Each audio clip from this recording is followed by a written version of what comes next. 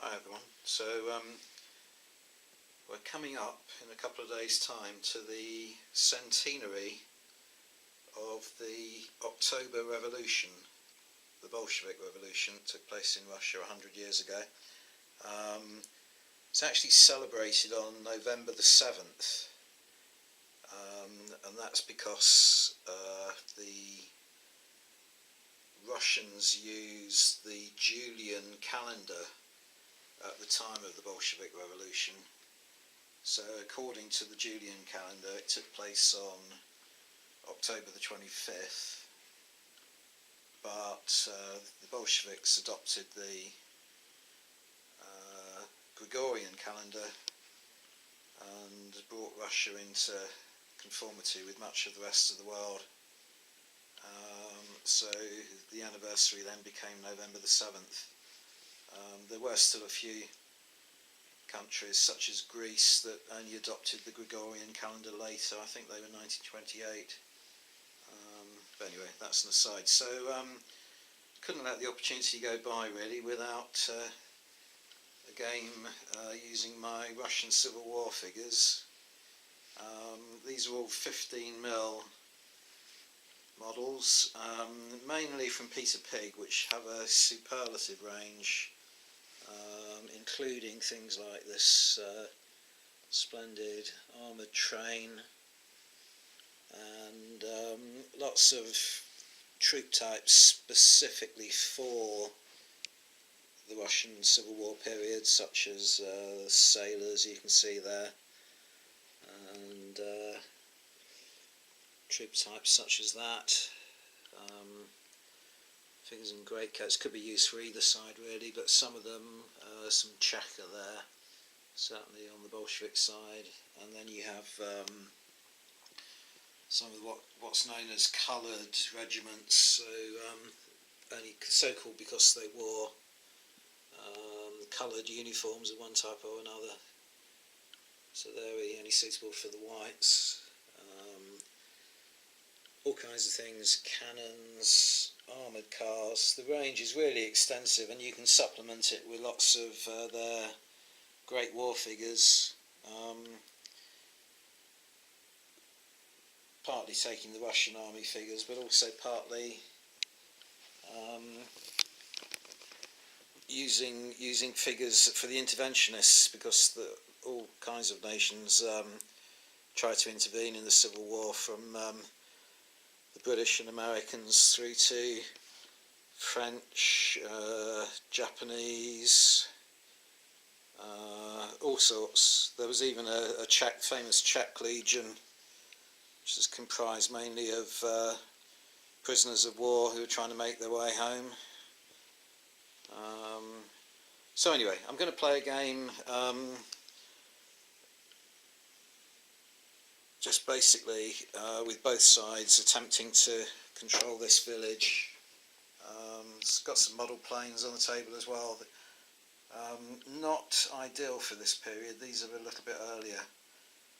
These are moraines from Irregular, but I painted them up in the Imperial Russian colours, so they're going to do for my two white Russian fighter planes, and then I've got a Sopwith camel that I've painted in a kind of winter camouflage sort of effect with some red stars on. That's going to do for my Bolshevik plane. And I've never really found, I mean, I think you have to play in 15mm because I don't know of a better range of figures than these. These are, as I say, Peter Pig. You can get figures in all kinds of scales. There's I think the BB or B&B do a 20mm range, which is okay.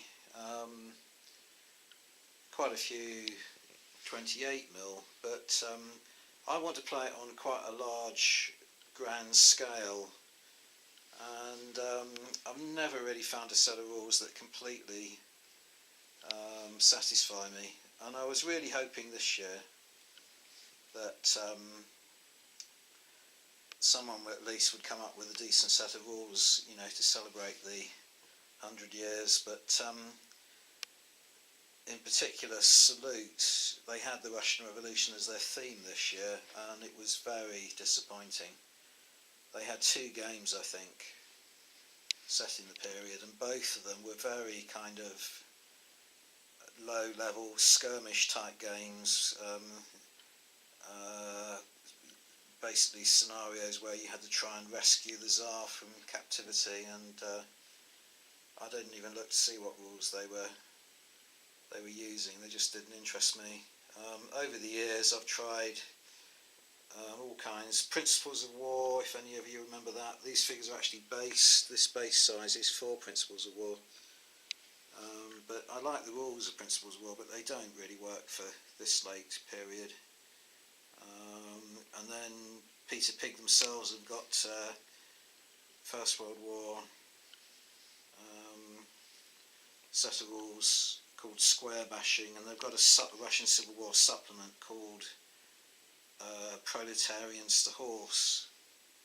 But I'm not particularly keen on that sort of grid method. And also, it's strange really that I think the grid is a foot square, 12-inch squares on the grid. This model train that they do is probably well over 1.5 feet. So I never quite worked out what you're supposed to do with that in the rules. So anyway, I gave up on those. There was a set a long time ago, got it here, called October Revolt, which was by B&B Miniatures, really just to supplement their figures, and not very good. But what I settled for in the end, I played quite a few times, is a set of rules which is free to download from a site called The Perfect Captain, and it's called Red Actions, and it's full of flavour, full of narrative and character, lots of nice graphics with it.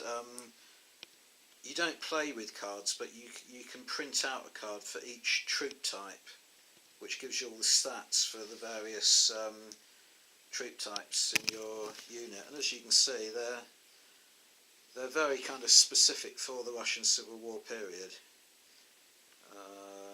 Red Guard and so on.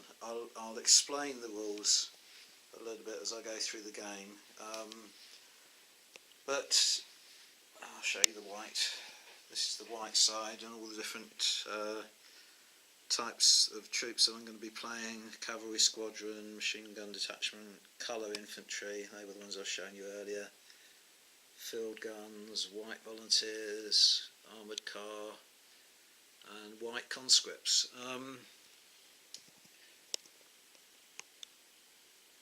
Yeah, but there's one big issue that I have. It's a little bit rough at the edges, the rules. You have to kind of sometimes house rule it a little bit.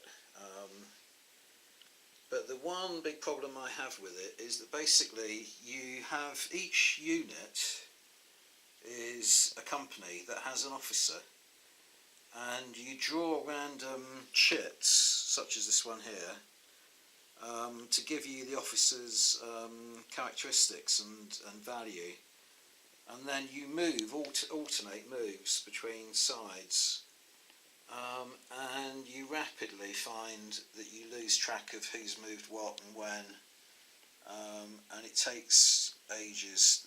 The mechanics of the game are good. I like the mechanics. They're very simple, and as I say, full of character. Lots of special rules for commissars and things like that, and it's nicely flavoured, but it really bogs down because you have to really mark each unit to remember when it's moved and when you've activated it. So what I'm going to do today, or this week, I'm not going to play it over the course of a day, I'm going to leave the table out and play it over the course of a couple of days probably, is to basically adopt the rules and use a little bit of the mechanisms from Black Powder.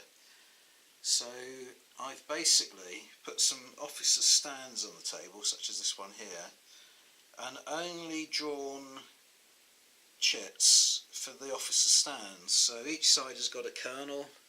That's the white Russian colonel in his carriage, or his chanka. So he's got stats, as do his various sub-officers. But the units themselves aren't going to have officers within, so I'm going to basically play it that each side plays in turn, and the officers get to order the units under their command, and then when they fail,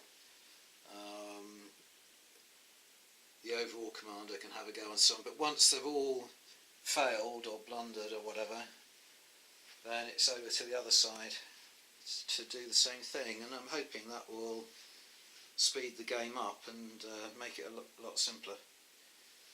So anyway, that's the basic introduction. I haven't laid the troops out in a particularly clever way. I'll just line them up and they're going to go for it in the middle of the table, and we'll see how we get on.